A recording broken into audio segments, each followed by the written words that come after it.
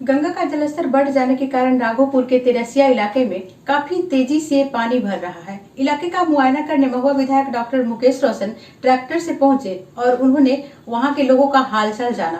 पेश है वैशाली न्यूज की एक रिपोर्ट। राजद के प्रदेश महासचिव एवं महुआ विधायक डॉक्टर मुकेश रोशन आज गांधी सेतु के नीचे राघोपुर विधानसभा क्षेत्र के तेरसिया सरायपुर इलाके में बाढ़ का जायजा लेने पहुंचे। दरअसल पिछले 3 दिन से लगातार गंगा का जलस्तर काफी तेजी से बढ़ रहा है, जिसके कारण राघोपुर विधानसभा क्षेत्र के लगभग 20 पंचायतों में पानी भर गया।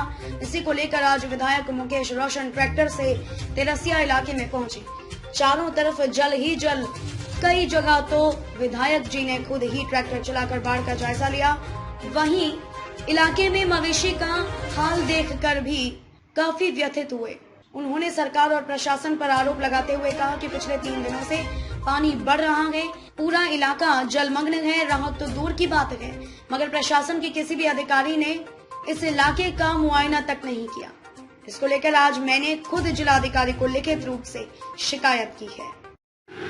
गंगा नदी का जलस्तर बढ़ जाने से इस तेरसिया इलाके में काफी पानी भर गया है।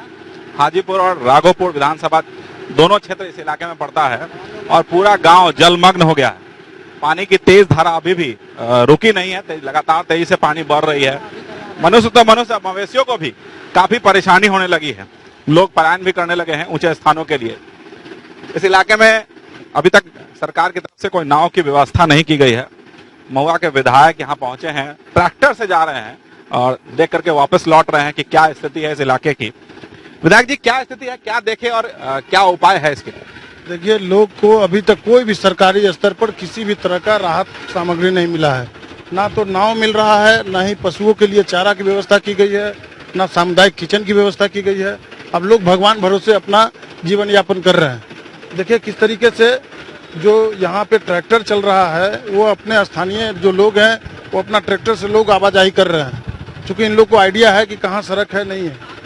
जो स्थिति है, हमको लगता है कि लगातार पानी बढ़ते जा रहा है, लेकिन अभी तक सरकार का कोई भी पदाधिकारी किसी स्तर पे, चाहे वो सीओ हो, एसडीओ हो, डीएम हो, स्थल का निरीक्षण करने का काम नहीं किया।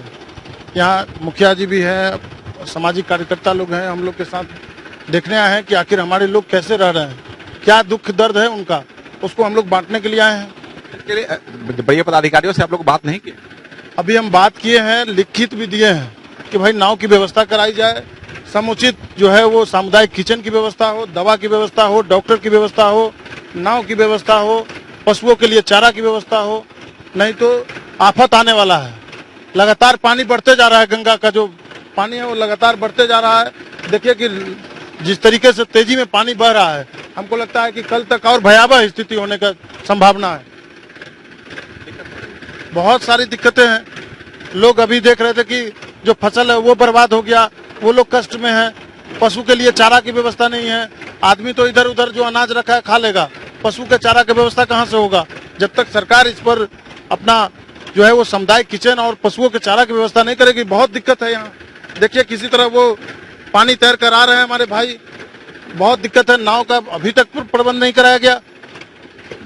अभी तो यहाँ है, इस इलाके के हैं। कब से ये पानी का स्थिति फ्लो बढ़ा है और क्या उम्मीद लग रही है? 4 दिन से ये स्थिति चल रही है और स्थिति धीरे धीरे भयावह होती जा रही है। हम लोग काफी प्रयास करते हैं प्रशासन के लोगों के द्वारा मिलने के लिए, लेकिन हम लोग को समय नहीं दिया जा रहा है।